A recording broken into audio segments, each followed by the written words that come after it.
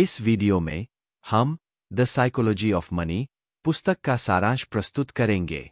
इस पुस्तक में लेखक मॉर्गन हाउसल ने धन के बारे में हमारे दृष्टिकोण और व्यवहार को समझने के महत्वपूर्ण सबक साझा किए हैं। देखिए और जानिए कैसे आप धन प्रबंधन में सुधार कर सकते हैं और एक स्थिर वित्तीय भविष्य बना सकते हैं। नमस्कार दोस्तों, स्वागत है आपका हमारे YouTube चैनल पर, जहां हम आपके लिए सबसे बेहतरीन किताबों का सारांश लाते हैं। आज की हमारी पुस्तक है द साइकोलॉजी ऑफ मनी, जिसे मॉर्गन हाउसल ने लिखा है। इस किताब में लेखक ने धन के प्रति हमारे दृष्टिकोण और व्यवहार को समझने के महत्वपूर्ण सबक साझा किए हैं।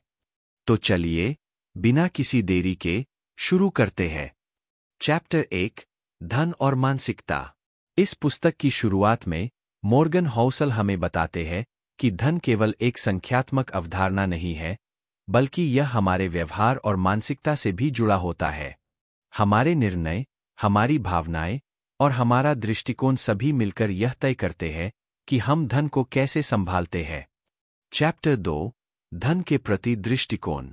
लेखक बताते हैं कि प्रत्येक व्यक्ति का धन के प्रति दृष्टिकोण अलग होता है, जो उनके व्यक्तिगत अनुभवों और पारिवारिक पृष्ठभूमि पर आधारित होता है।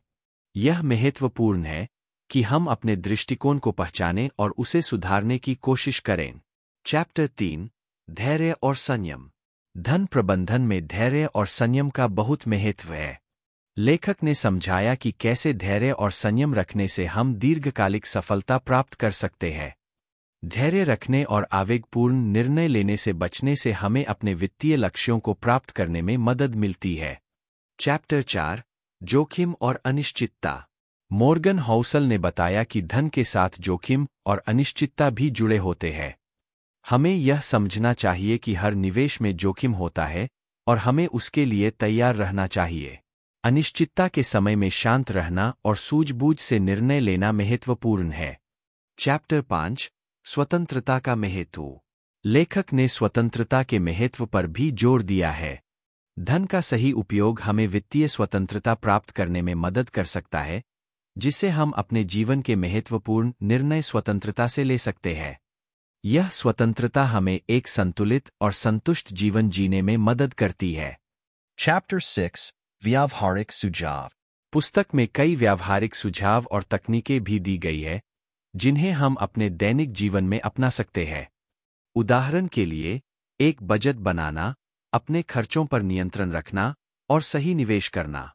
ये सभी सुझाव हमें धन प्रबंधन में सुधार करने और वित्तीय स्थिरता प्राप्त करने में मदद करते हैं। तो दोस्तों, यह था द साइकोलॉजी ऑफ मनी पुस्तक का सारांश। हमें उम्मीद है कि इस पुस्तक से आपको धन के प्रति अपने दृष्टिकोण को समझने और सुधारने में मदद मिलेगी। याद रखें, आपकी मानसिकता और व्यवहार ही आपके वित्तीय सफलता की कुंजी है। तो हमेशा सकारात्मक सोचें और समझदारी से धन का प्रबंधन करें।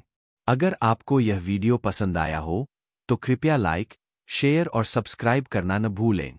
और हाँ, कमेंट्स में हमें बताएं कि आप कौन सी अन्य किताबों का सारांश देखना चाहेंगे।